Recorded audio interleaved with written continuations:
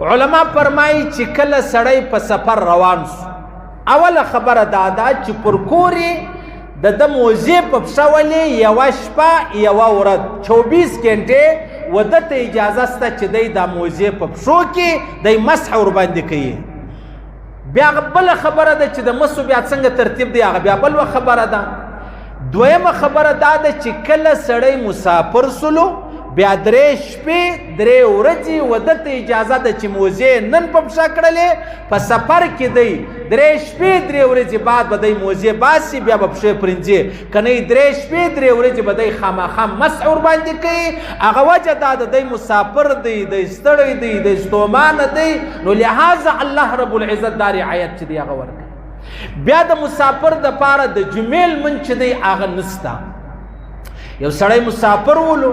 په سفر روان و په سفر تللی و د جمعې د لمانځه چې کوم حکم دی هغه د ده دپاره نه دی چې وی کې ډېره ښه خبره ده. لیکن که مسافر را ولاړ سو په خپله کمره کې په خپله مسافرخانه کې په هغه دفتر کې چې هغه چیرې میلمه دی په هغه ځای کې خپل 4 رکعاته فرض وکړلو هېڅ پروا نه لري که نه چې د جمعې لمانځه ته حاضر سي ډېره ښه خبره ده. که نو حاضر پر ده باندې ګناه نشته. اوس ما او تا پر خپل کور باندې د جمعې ورځ ده لازم به ما او تا د جمعې په لمانځه کې شرکت کوو. که مسافر و د هغه دپاره دا حکم نه دی. بیا د هغه رقم راواخله د کوچني اختر لمونځ راواخله پر مسافر باندې نسته کې وکړي ښه خبره ده. د لوی اختر لمونځ راواخله پر مسافر باندې نسته کې وکړي ښه خبره ده. د هغه رقم راواخله مسافر دی هغه په سفر تللی دی روزه ورباندې راله کې روزه ونیوله ډېره ښه خبره ده که نه بیا دې وروسته قضا راوګرځوي وروسته دې دی قضا راوګرځوي. او بیا چې کله یو سړی مسافر سو د ماپښین د مازدیګر د ماخستن 4 رکعاته فرض دي په هغه کې به 2 رکعاته دی کوي هغه 2 رکعاته وده ته ورمعاب دي. صحیح سلو. اوس روایاتو کې راځي بی عایشه صدیقیه رضی الله تعالی عنها فرمایي مسلم شریف حدیث دی وای الله رب العزت د لمونځ 2 رکعاته چې دی هغه فرض کړی دی د ماپښین د ماخستن د مازدیګر 2 رکعاته فرض وو. بیا چې کله پیغمبر علیه الصلاة والسلام ته دغه حکم ورکول سو دا 2 رکعاته اضافي چې دی هغه ورباندې کښېښول سولو.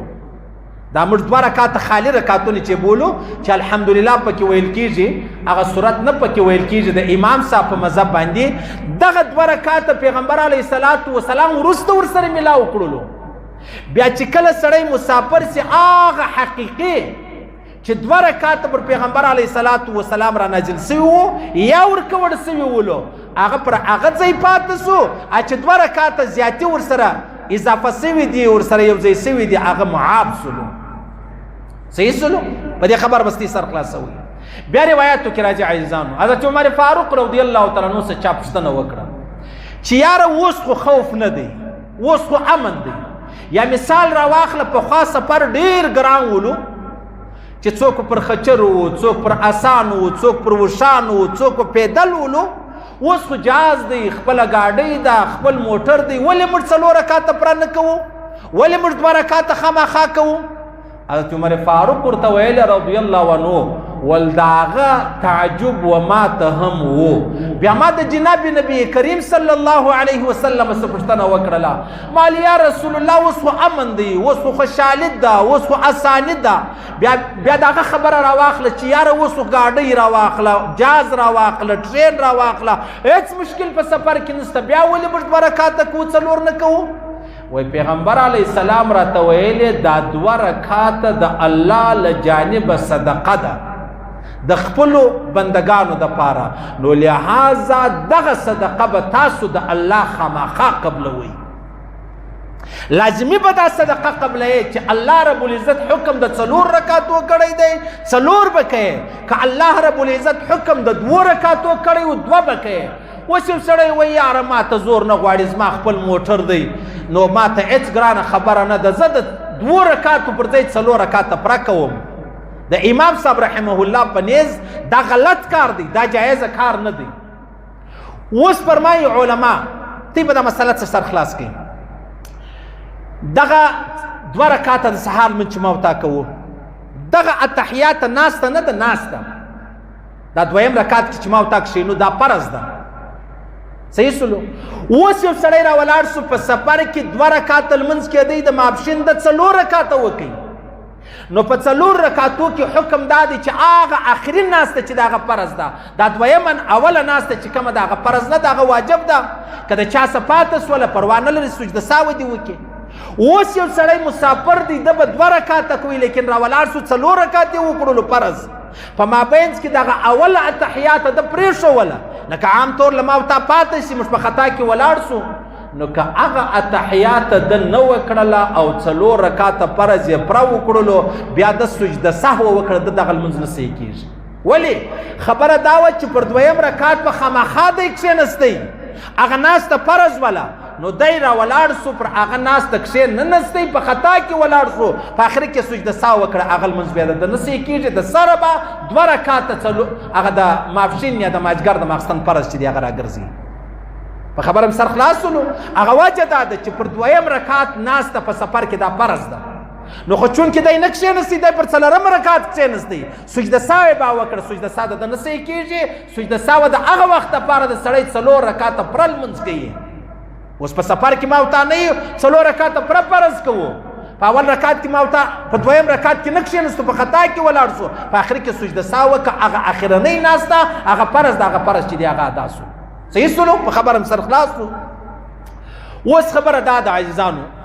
چې په سفر باندې سړی روان یو سړی روان دی په سود پسې په غلا پسې په رشوت پسې په قتل پسې صحیح سو دا ګناه ده یو سړی روان دی په حج پسې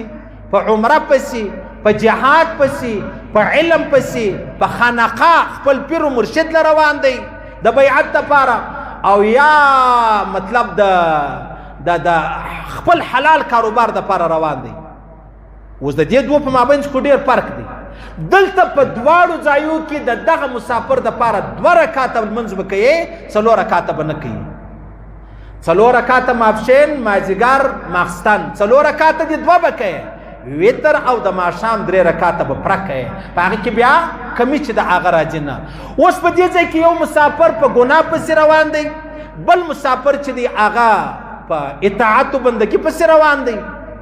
نو اوس په کار خدا ده چې و ګناهګاره ته دا رعایت نشي ورکول